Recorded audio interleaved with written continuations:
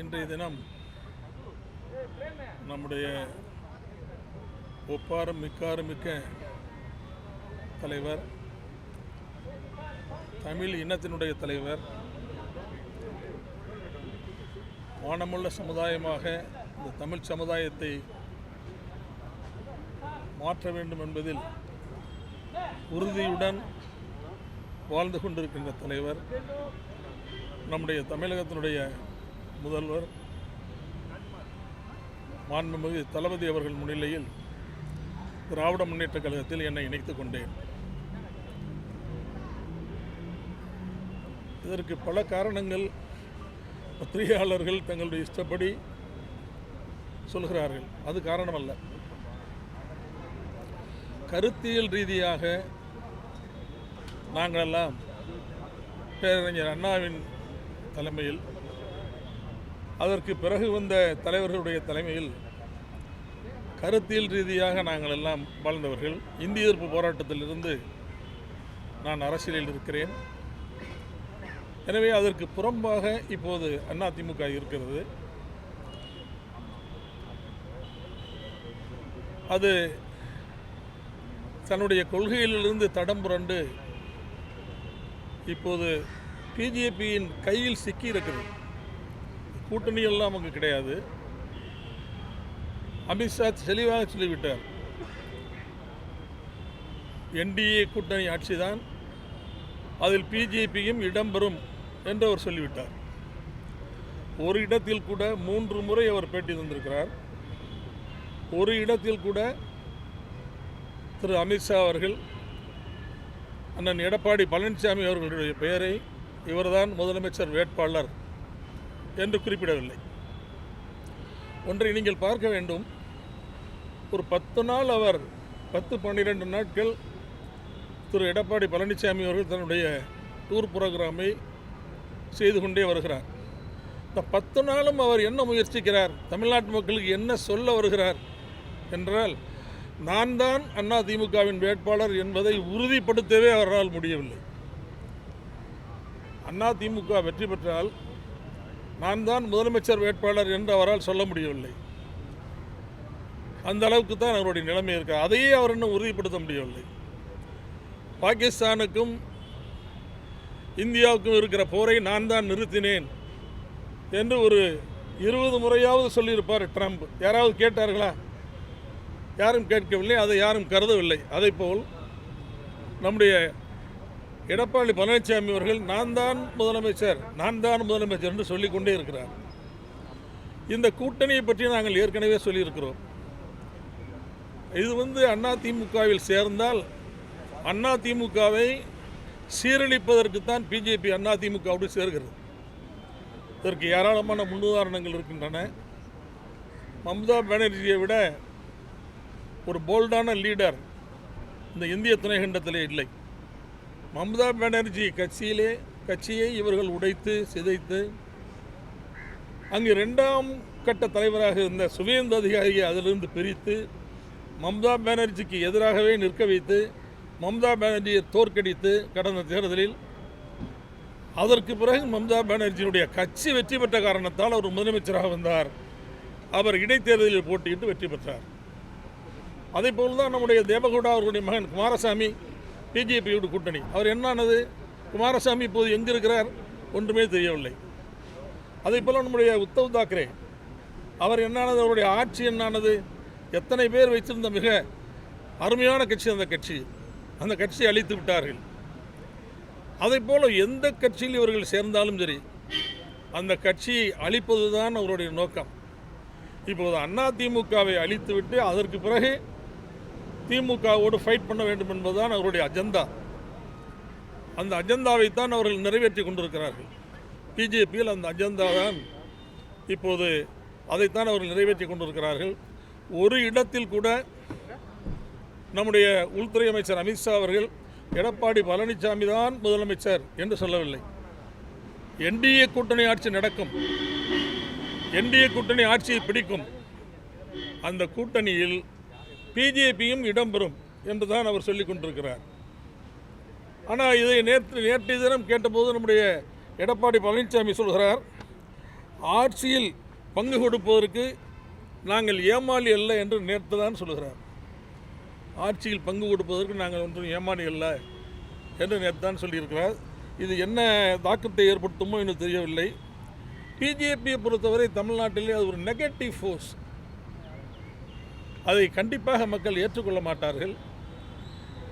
எனவேதான் நான் எவ்வளவோ சொல்லி பார்த்தேன், கட்சியை காப்பாற்ற வேண்டுமே என்று என் மனதில் உள்ள ஆதங்கத்தை எல்லாம் சொல்லி பார்த்தேன். அதையெல்லாம் அவர்கள் கேட்பதற்கு தயாராக இல்லை.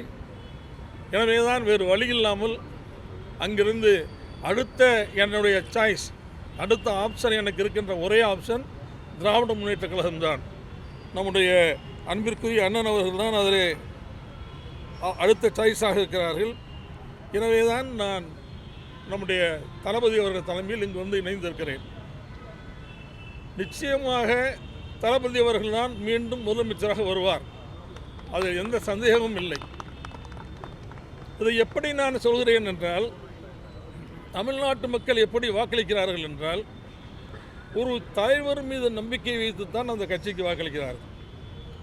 1967ஆம் ஆண்டு பேரறிஞர் அண்ணாவை சுற்றி இருந்த மிக முக்கியமான தலைவர்களை நீங்கள் பார்ப்பீர்களேயானால், ராஜாஜி இருந்தார், மாபோசி இருந்தார், நம்முடைய காகிதம் இல்லத்து இருந்தார், நம்முடைய மிகப்பெரிய தலைவர்கள் சீபா ஆதித்தனார் இருந்தார், லெஃப்ட் ரைட்டு எல்லாம் இருந்தது, கல்யாண சுந்தரம் இருந்தார், ராமமூர்த்தி, இவர்களெல்லாம் இருந்தார்கள்.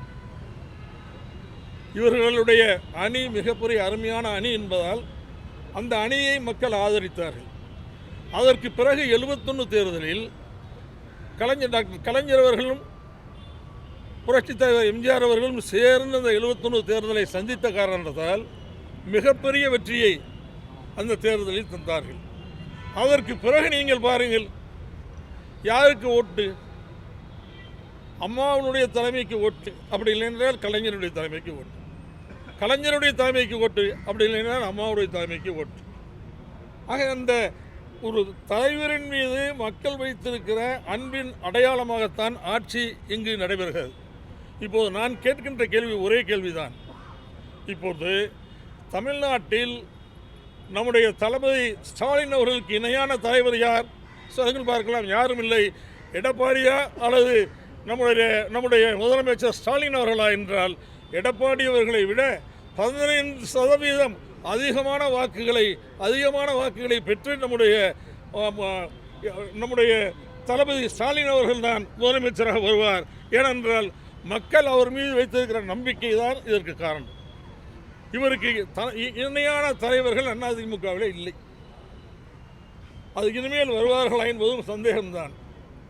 எனவே தான் திராவிட இயக்க கொள்கைகளை காப்பாற்றுகின்ற, மாநில சுயாட்சியை காப்பாற்றுகின்ற, மொழியை காப்பாற்றுகின்ற, நம்முடைய இனத்தை காப்பாற்றுகின்ற, நம்முடைய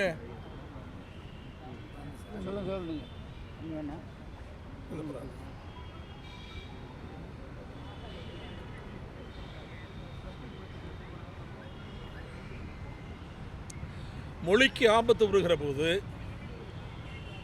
அல்லது நம்முடைய சமுதாயத்திற்கு ஆபத்து வருகிற போது அதை மத்திய அரசாங்கத்தோடு போராடி பாதுகாப்பதோடு மட்டுமல்ல, மத்திய அரசாங்கம் பாராமுகமாக இருந்தால் நீதிமன்றத்திற்கே சென்று தீர்ப்புகளை வாங்கி இந்தியாவுக்கே உதாரணமாக இருக்கின்ற மிகப்பெரிய தலைவர் நம்முடைய ஸ்டாலின் அவர்கள்தான். எனவே அது எல்லோருக்கும் தெரியும். எல்லா முதலமைச்சர்களுக்கும் கடிதம் எழுதி அவர்களெல்லாம் ஒன்று சேர்த்து பிஜேபிக்கு எதிர்ப்பை கூர்மைப்படுத்திய தலைவரும் நம்முடைய அன்பிற்குரிய தலைவர் நம்முடைய மு.க. ஸ்டாலின் அவர்கள்தான், தளபதி ஸ்டாலின் அவர்கள்தான், தமிழ்நாட்டினுடைய முதலமைச்சர் அவர்கள்தான், இந்தியாவுக்கே உதாரணமாக திகழ்கிறார். எனவே இப்படிப்பட்ட ஒரு முதலமைச்சர் மீண்டும் வர வேண்டும் என்றுதான் மக்கள் விரும்புவார்கள். கண்டிப்பாக மிகப்பெரிய வெற்றியை தருவார்கள் என்பதை இந்த நேரத்தில் தெரிவித்துக் கொள்கிறேன். இந்த பயணத்தில் என்னை இணைத்து கொண்ட, கருத்தியல் ரீதியாக பயணிப்பதற்கு என்னை சேர்த்து கொள்ளுங்கள் என்று நான் கேட்டபோது என்னை அன்போடு வரவேற்று என்னை இணைத்து கொண்ட நம்முடைய மாண்புமிகு முதலமைச்சர் அவர்களுக்கு இந்த நேரத்தில் என்னுடைய நன்றியை, வணக்கத்தை அன்போடு தெரிவித்துக் கொள்கிறேன். அதிமுக பாஜக கூட்டணி சேர்ந்ததனால உங்களை போன்ற மூத்த நிர்வாகிகள் தொடர்ந்து அதிருப்தியில தான் இருந்தாங்க. இப்பயும் இருக்காங்க. அவர்களை திமுகவிற்கு அழைப்பதற்கான ஒரு முயற்சிகளை முன்னெடுப்புகளை இருப்பீங்களா? இல்லை, அது அவங்கவுங்களுக்கு தெரியும். எல்லாரும் மன வருத்தத்தோடு தான் இருக்கிறாங்க.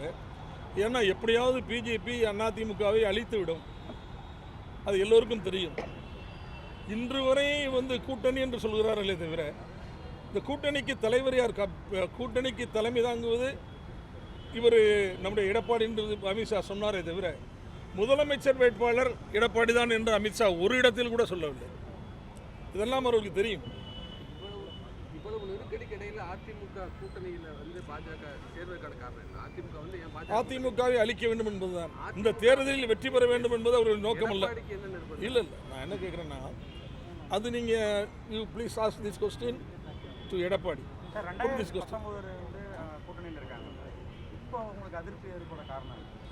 சார், ஒரு கட்சியில் கூட்டணி வைக்கிறது வேறு சார். என் அம்மா இருக்கும்போதும் கூட்டணி வச்சாங்க, நாங்கள் ஏற்றுக்கிட்டோம். அப்போ வாஜ்பாய் இருந்தார், அத்வானி இருந்தார். ஆனால் இன்றைக்கி இல்லை காம்பினேஷன் அப்படி இல்லையே சார். இன்றைக்கி மோடிஜி இருக்கிறாரு, நம்ம இவர் அமித்ஷா இருக்கிறாரு.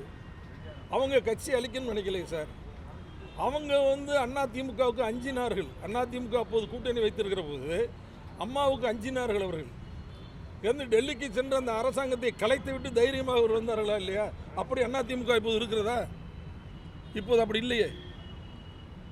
எனவே அதற்கும் இதற்கும் பொருந்தாது. அந்த கூட்டணி என்பது வேறு, இந்த கூட்டணி என்பது தேர்தலுக்கானது தான். அது எனக்கும் தெரியும்.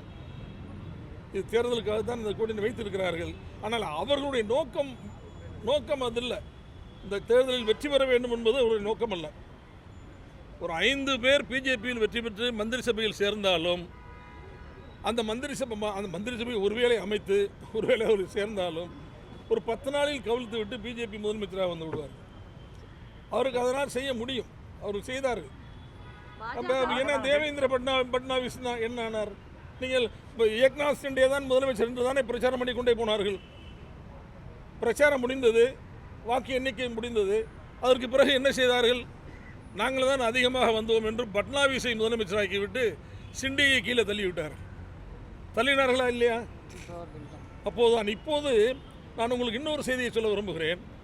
பிஜேபியினுடைய தலைவர் நம்முடைய நேனா நாகேந்திரன் அவர் என்ன சொல்கிறார்? இந்த தேர்தல் எங்களுக்கு முக்கியம் இல்லை, அடுத்த பார்லிமெண்ட் தேர்தல் தான் எங்களுக்கு முக்கியம் என்கிறார். அதிமுக கூட்டணியில் பிரம்மாண்டமான கட்சிகள் இணையம் சொல்லி பிரச்சாரத்தில் முன்வைக்கிறாரு. பிரம்மாண்டமான கட்சியே 2 கட்சி தான். ஒன்று அதிமுக, இன்னொன்று திமுக.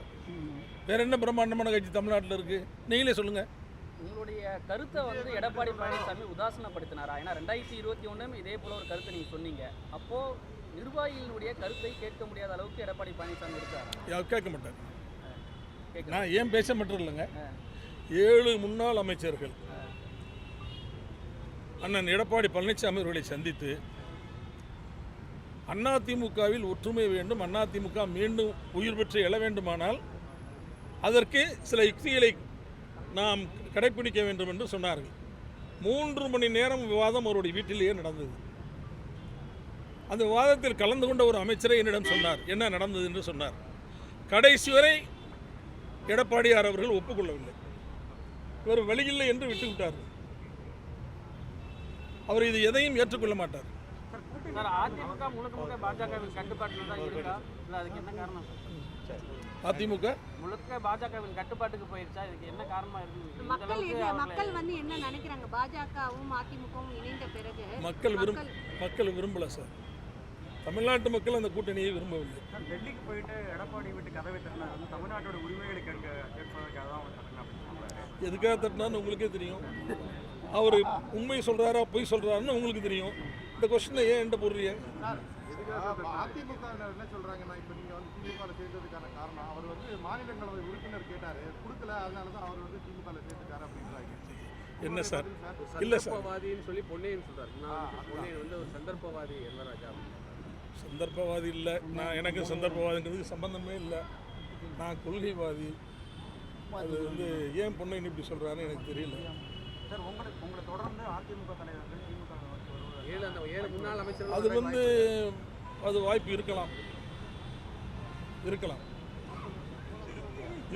வரலாம்.